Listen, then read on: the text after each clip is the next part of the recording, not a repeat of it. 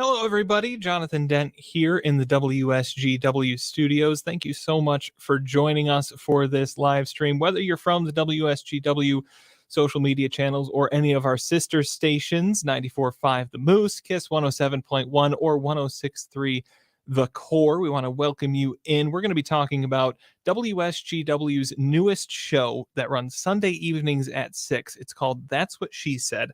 I'm the producer, but I'm joined by the host and the lady behind the show, Christiana Malacara of That's What She Said. Christiana, good afternoon. Thank you for being here. Hi, Jonathan. I'm excited to share about the show and about myself and this really cool opportunity that we have for the Great Lakes Bay region. It is. It's been kind of a little bit of a ride getting this going. We'll get into that in a minute. Okay. But we're going to start with the show is called That's What She Said, Spilling the Tea on Women Empowerment in the Great Lakes Bay region with Christiana Malacara. So let's start with, who's Christiana Malacara? Who is this person talking to us through our radio? Well, all right, let's see. Where do we start? Do we start with the fact that I was born and raised in Saginaw? Or do we start? That's pretty cool. Okay, all right. I mean, that's a good place to be, I guess. You've been here for a couple of years. I've been at WSGW for almost 2 years. Yeah, and I'm also a news reporter here. So I don't think many people know that, but that was the first entry position here, which I still am in news reporting, and that kind of grew to a passion of we're learning about people and people's stories, and it was through news. And so there's hard news, and then there's news about upcoming events, and that's something that I was passionate about and still am. And it kind of just evolved into, okay, who are the people behind this? And it's something that you're well positioned because you're involved in so many things to be able to know what's coming up and be able to have those connections to talk to people. So yeah, I am involved. I'm well integrated into the community, and that integration into the community only started maybe again like 2 years ago. I was born and raised here. I went to Heritage High School, and then after high school, I attended Delta College for a little while. Once I kind of realized, hey, I want the real college experience, I actually went and I lived in Kalamazoo for nearly 9 years. I didn't know that. Yes. We've been working together for almost 2 years. I didn't know that. I went to the Gwen Frostic School of Fine Arts. Ooh. And I know it sounds fancy, and it's very pretty. Very pretty campus at Western Michigan. So when I moved back, that's kind of when I was like, okay, in a sense, Kalamazoo raised me. I was there in my young 20s until I was 30. And when I moved back, that's when I said, okay, how can I get involved and kind of mirror what I saw, mirror that sense of community that I was in Kalamazoo here in the region, the Saginaw, Great Lakes Bay region.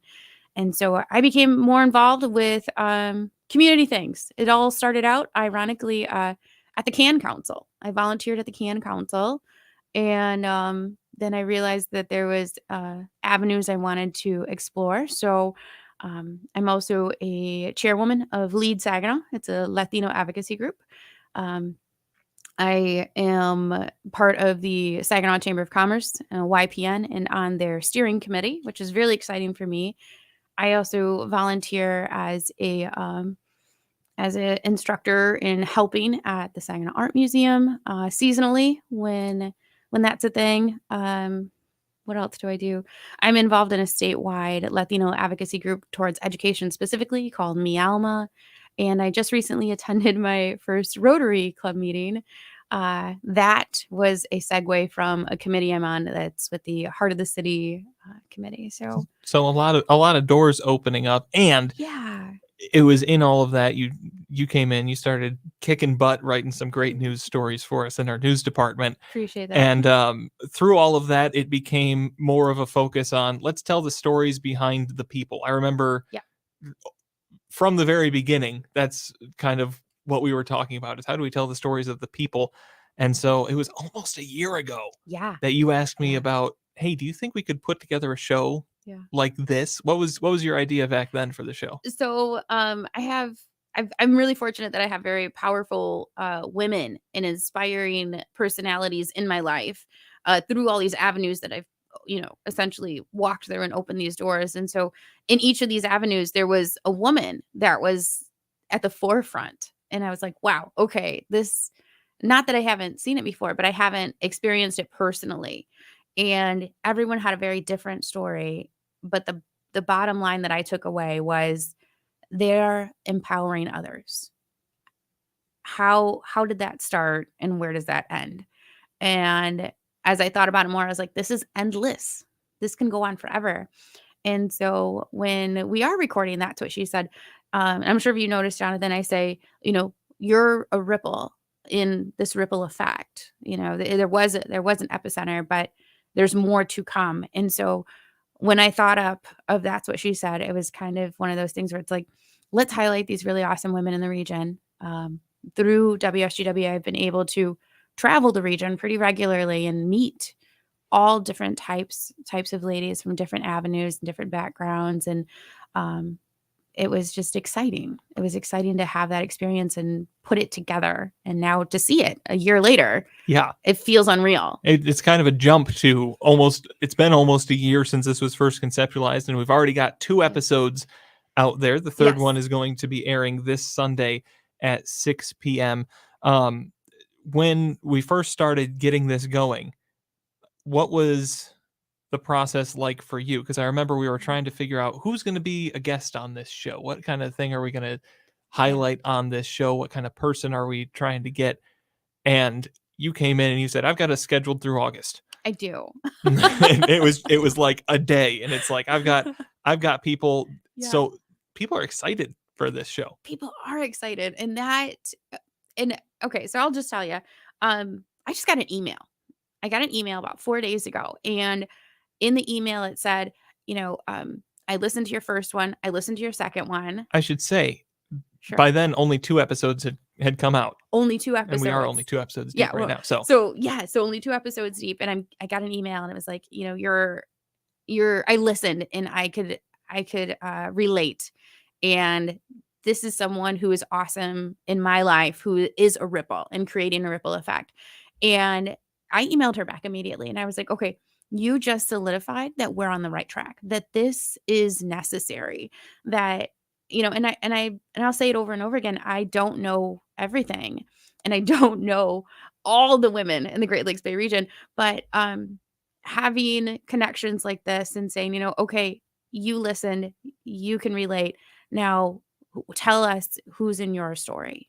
And being able to bring that back. And, I'm going to reach out to that woman and I'm going to say, hey, I got a spot in September, let's talk. And then I'll schedule you for September. So this is ongoing. And the guest list of the guests on That's What She Said, it's very grassroots. It's very grassroots. I'm hoping to have a spectrum of women, a student to a CEO, and be able to have that arraignment on display and say, at one point during the entire life of this, which I don't know how long that'll be, I hope that at least one show resonates with one person. And that is a job well done to me in my eyes. I think we're already well on our way to that if we haven't hit that goal already. But I do want to talk about some of the guests that we've had on and then what we've got coming up as well. Our first episode, you talked with Gina Aniana from United We Go. Correct. And I think that first episode, for me, sitting in the producer's seat, pushing the buttons, making everything go, kind of solidified, okay, this is the direction we're really going to go in this show. And it sounds great. It is not about, because we have so many shows that run on WSGW, that run on some of our other sister stations that talk to people, and we say, okay, what's your job? What's your role in the community? What do you do? What event do you have coming up? And that is very different from who are you as a person? Yes. And that first episode really got into, with Gina, who are you as a person? What kind of drives you? What are you doing what are the relationships with the people around you like? Can you just talk a little bit about what that episode was like for you? So the episode for me was intimidating. It was intimidating. It was scary. That was one of the first times that I've been, in charge of my own conversation, on air, in charge of where and how I'm navigating this conversation. But one thing about Gina that she said was, this is who I am today. And this is what is empowering me and affecting me, positive or negative today. And I will not be the same person tomorrow. I am evolving. And I knew that I wanted Gina as my first guest. And she'll probably be a guest again because that was the first time, right? So everything wasn't absolutely perfect. But that concept of saying, this is who I am, but this isn't who I am completely, because I'm still on that path of who I want to be. And I think that says a lot about the show and where I want it to go. And if we give the show a life of its own, this is what the show is right now, and it's growing and evolving. And I gotta say, this next episode that's coming up this Sunday is a fantastic one.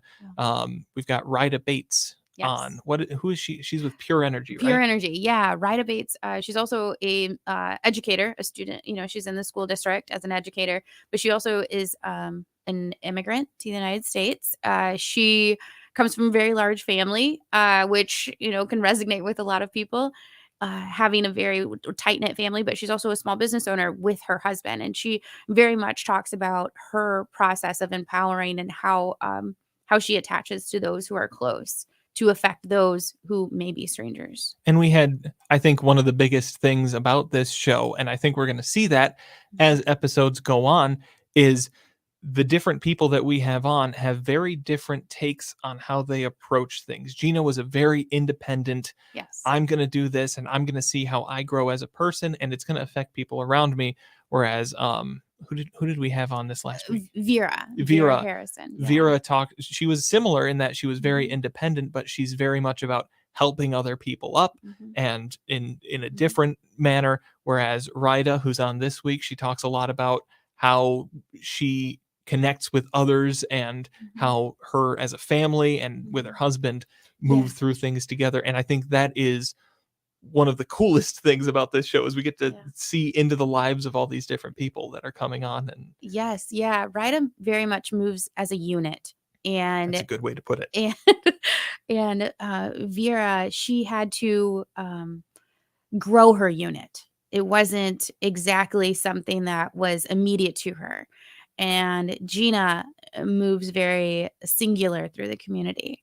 So just in those, that spectrum of three it's beautiful. It's beautiful. So upcoming guests, I don't know how they move. I've had a general conversation with all of the guests upcoming, and basically my definition of, hey, you're a guest is, hey, you're pretty cool. Like I'd like to say that I have a keen eye, but I'm a pretty optimistic person. And so I thought, when I'm looking at who's going to be an upcoming guest in August, through July and then August, which is fully booked, these are women who are an open book. They're open to share good and bad experiences.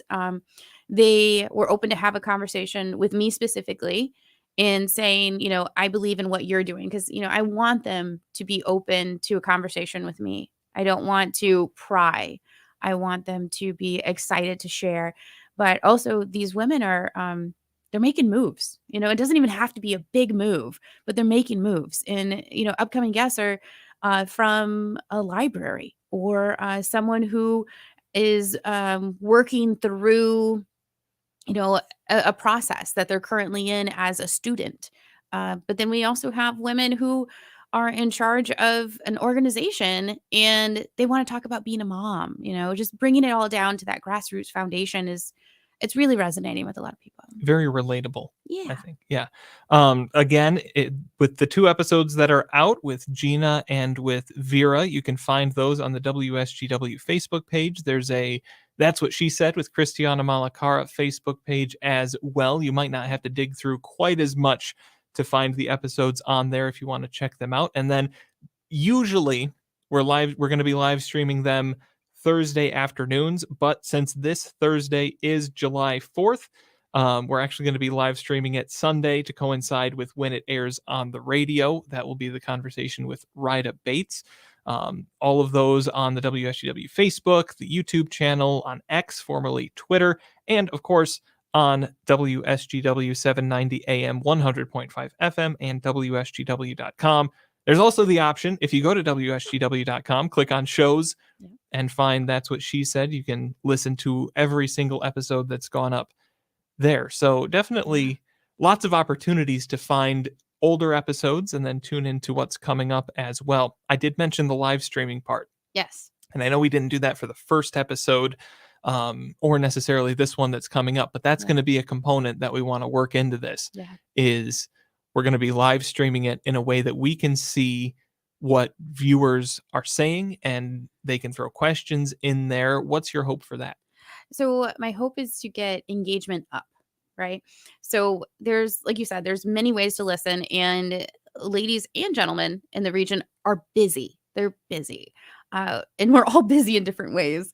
So having the option to listen live, I'm hoping that listeners will be able to engage in real time and say, if there's a question that you have, and or maybe, we want to circle back to something, or just highlight a keyword, or even just pass along a word of encouragement and say, yes, girl, you are doing a good job. Not to meet the other girl, but so just having that connection in real time, I think that'll be really important for not only myself, but for the listeners, for other listeners, because there might be something that is on the tip of my tongue and I just haven't said yet, or maybe a perspective, and I know a perspective that that I'm maybe not seeing. And like I said already, I don't have all the answers. I can't see all the way around. And so that's what I'm really depending on and excited for listeners to chime in live. And in a different way than a normal talk show where we're talking about the subject of what do you do for work? What do you do with this? Sure. We talked about how this show is a much more relatable on a personal level. So I think that kind of engagement is going to look a little bit different, and I'm excited to see where it goes. We'll be live streaming Thursdays at 1:30 p.m. Of course, not this Thursday. We won't be here. Nope. If you're celebrating July 4th, you're not going to want to be looking at your phone or your computer watching this live stream. So we will have to wait until Sunday for that to be out there. But we encourage you to tune in Sunday at 6, and then Thursdays at 1:30, Sundays at 6 on the actual airwaves as well. Where do you think this show is going in the future? Because you said you've got guests booked out, and I'm not asking you to, here's who we've got coming up in the next 5 shows. I love it when you do that voice. I'm not asking for that. But where do you see this show going over the next couple months, over the next year? So I feel like it's already happening. I am getting information and saying, this is who is important in my life. And, I'm not saying that each of those requests will be filled, but it's to start conversation. To start conversation within yourself, within your household, with your friends, when you guys go out for mimosas on Saturday. I want that conversation to look like, hey, did you listen to this week's That's What She Said? And then another girl to be like, yeah, I did. And you know what? Postpartum is real. And then for person A to say, what do you mean? Well, I lived through it, for them to be like, I'm comfortable having that conversation with you. Because this is what happened to me. And who knows, you're just opening up the door. So I have to go back a little bit. Starting the conversation is key to, I think, part of me. So I mentioned that I went to the Gwen Frostic School of Fine Arts. So I studied painting and printmaking and art history. And part of that is starting conversation. You're creating artwork that is a conversation starter. I may be painting a portrait of this, but you might not see what I see, or the person in the gallery next to you sees. Everybody's having a different perspective on one piece of art. So, having a conversation, I feel like this is just a natural progression for me, that I went from visual arts to now, no, there's no visual component in radio, really. There is for the live stream. Yeah, there you go. We got the live stream going. So I feel like there's just that storytelling, and then that share of one perspective that may evolve and be a conversation starter to another perspective. And there's really something, I'm a guy in his mid-20s, so I'm not the kind of person that would normally listen to something like this, but sitting here for every recording session, it's an hour-long show. Yeah. Thank you. And there is and there is something in each of those conversations that I have taken away and gone, that's interesting. That's something to key off of. That's given me something to chew on, at least for a little bit, and kind Yeah. of work through and implement. And I think everybody who tunes in, they're going to find a little piece of something over the course of an hour that they're going to key off of and really, really take to heart. Okay, two things off that point, Jonathan, was one today, I had a gentleman say, "Hey, like I kind of deal with body image things." And I was like, "I don't know if you're joking or you're serious, but thank you for saying that because these conversations are not just for women. They're for everyone because you know what? Women are literally half the population. So I'm pretty sure you have a mom or an aunt or a sister And or there's even a some shared neighbor, experience in there. Yeah. something that maybe you can take away immediately and be like, oh, that's what she was experiencing. Or, pocket that and then in the future say, I think I've heard about this before. But these are topics that many people can resonate with, with Gina, she was talking about raising children, and co-parenting. Mm-hmm. There's someone else on the other end of that co-parenting team, and maybe that's a listener or a future listener. With Vera, she was talking about moving through advice from her parents. We all equally experience advice from our parents or advice from a parent figure in our life. So, yeah, I think it's extremely relatable. I do too, and I'm excited to see where things go. Once more time, one more time. That's what she said with Christiana Malacara, spilling the tea on women empowerment in the Great Lakes Bay region, airing Sunday evenings at 6 on WSGW 100.5 FM and 790 AM, WSGW.com. You can find all of the previous episodes on our Facebook, YouTube. I think they're still posted on X. I'm not 100% sure, but you can find them out there online as well through WSGW or through the That's What She Said Facebook page. Christiana, Yeah. thank you so much for doing this. Thank you so much for being here, and we're looking forward to where it goes next. Yeah. Appreciate it. Thank you. All We'll talk to you Sunday at 6. right.